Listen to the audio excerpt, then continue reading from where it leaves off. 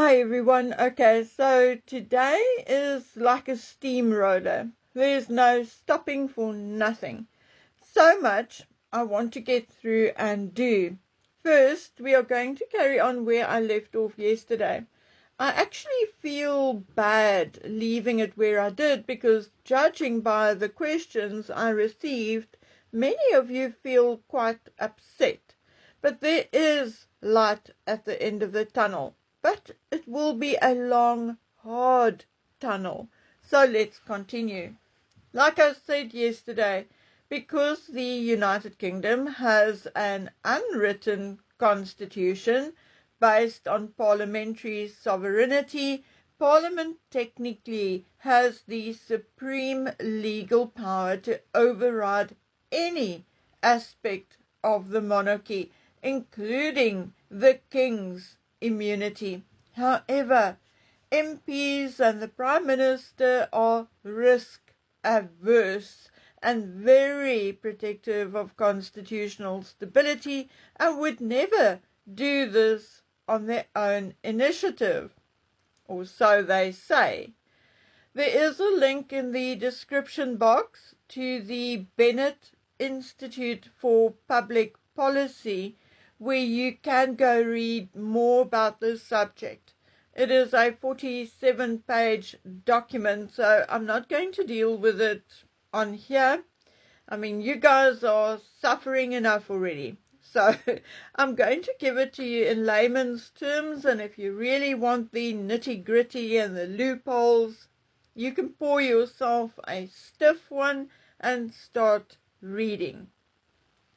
Now, for Parliament to bypass the King's immunity, the public must create a political environment where the politicians would realize that protecting the King is actually dangerous to their own political survival. Now, there are three ways the public can pile on the pressure to have Parliament force Charles off the throne. The first one is obvious: mass democratic disobedience.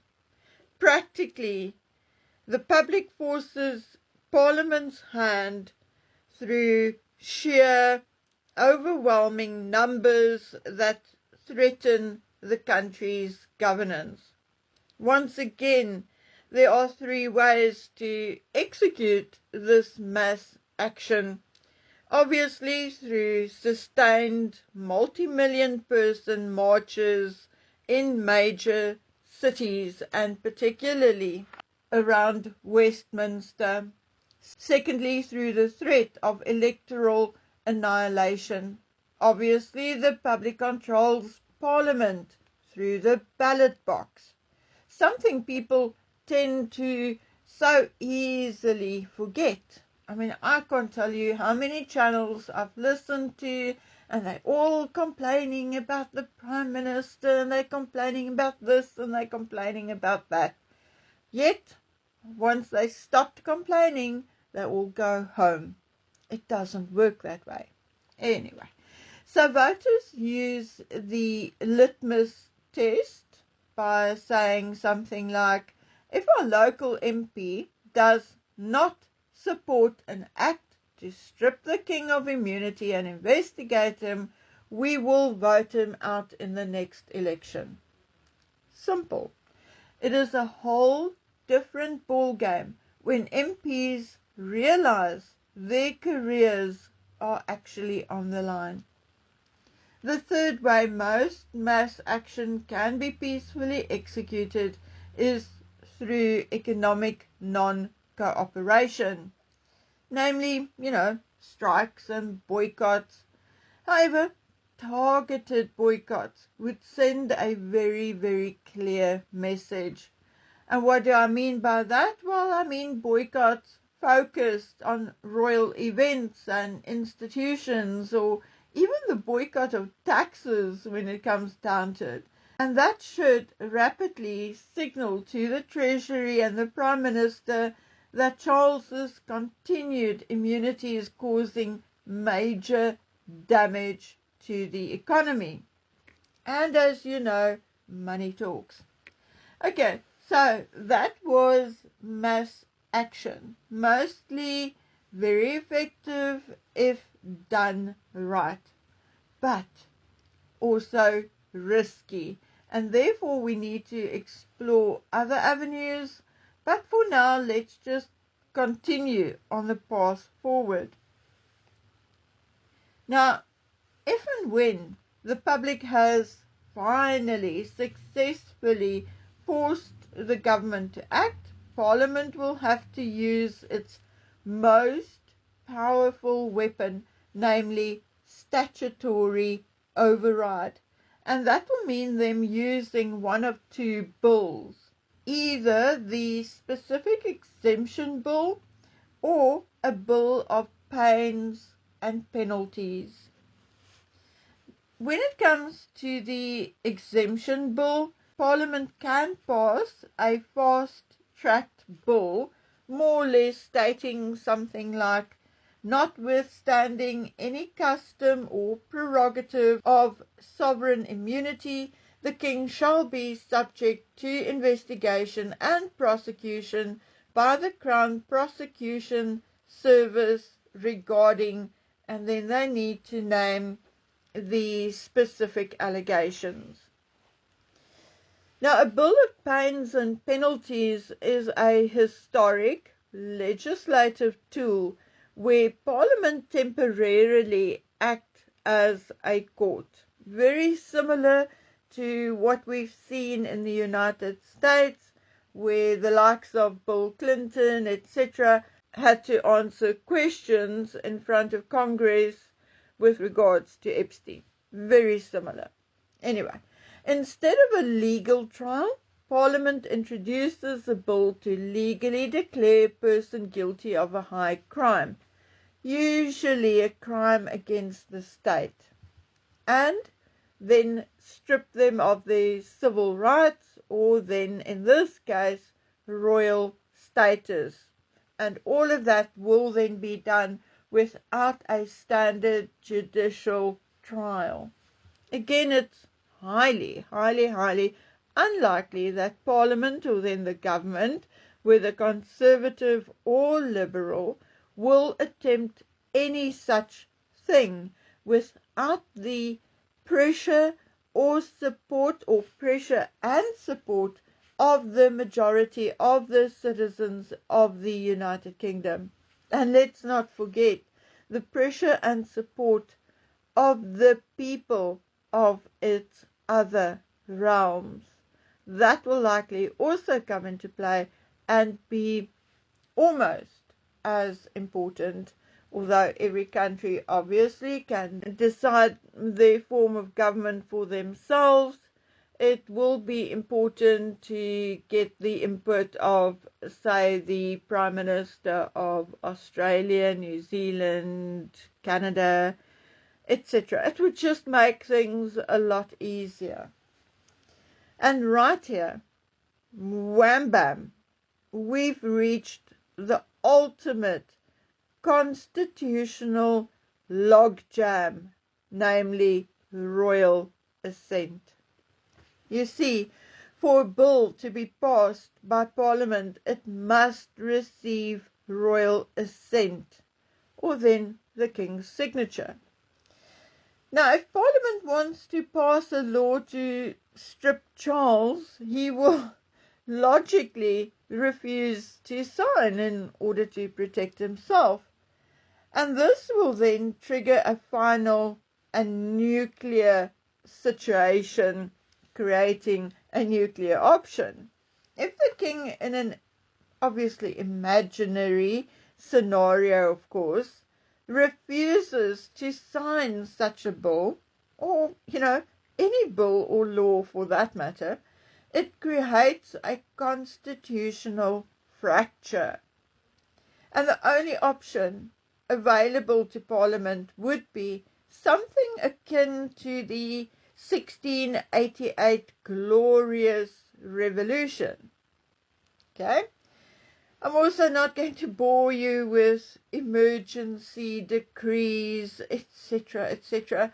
This way is highly, highly unpleasant and requires patience and comes with risks, not only to the politicians who are afraid of losing their jobs, but also to the baying crowds and the individuals in those crowds. Now let's end this portion of the discussion by reiterating that the public cannot use a court or petition to bypass the king.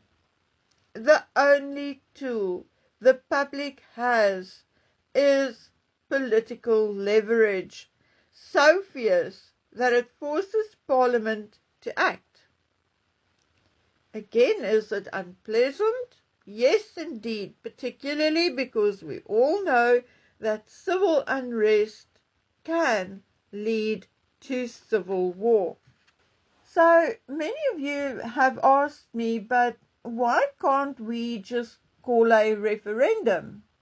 Well, in the United Kingdom, a referendum cannot be used to dethrone an individual like Charles.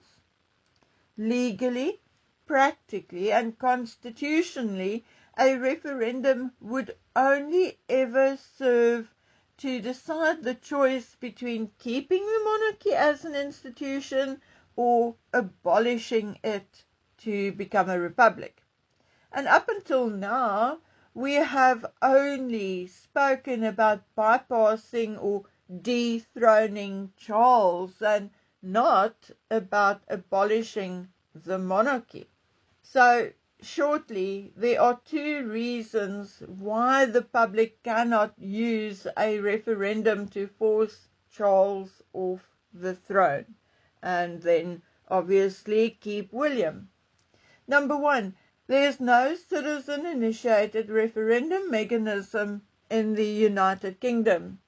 In certain countries, a certain number of citizens sign a petition and it triggers a legally binding public vote. In the United Kingdom, however, only Parliament can authorize a referendum. Therefore, all the public can do, should they wish to abolish the monarchy, is lobby Parliament to call a referendum. Number two, Parliament will never turn succession into an election. Therefore, the choice which no one could or should make for the British native people, only they themselves should do so. The choice will have to be made between having a monarchy or having an elected head of state, or whether the nation wants Charles gone, but obviously fiercely want to retain the institution. In which case the public will have to pressure Parliament to change the person on the throne via statutory law, or they can push for a referendum to change this system completely. Now, my dear friends, let me add this in closing. All of it sounds so terribly daunting. But history has shown that long before things reach a point where special acts have to be created, and before there are true full-scale civil unrest, the monarch would be more likely to abdicate than go through such a grueling process and drama. A perfect example would be King Juan Carlos I, who abdicated the Spanish throne in June 2014 in favor of the current king, King Felipe. The pressure from mounting scandals and controversies led Juan Carlos to step down. As the legal investigations intensified, Juan Carlos left Spain entirely and moved into self-imposed exile in the United Arab Emirates. Maybe with a little pressure and a threat of full legal investigation, Charles will also self-exile, maybe in Romania. Okay, who knows? I mean, his brass neck is only rivaled by that of Meghan Markle. Okay, guys, now this is it. It was a tiring journey to get all of this in a clear and chronological order, to actually bring it to you. I do want to, however, thank my subscriber Kay and his contact or friend for all their trouble. They could very well have ignored me, as I am a smaller channel, but they didn't. It's the second time they are actually helping me out, and I really want to say thank you. Next time I'm going to try and do something a little lighter, even if only for a day or two. Okay, so until we meet again on this lighter video, please take good care of yourselves, stay vigilant, and stay safe. And why should you do that? Because I love you. Bye.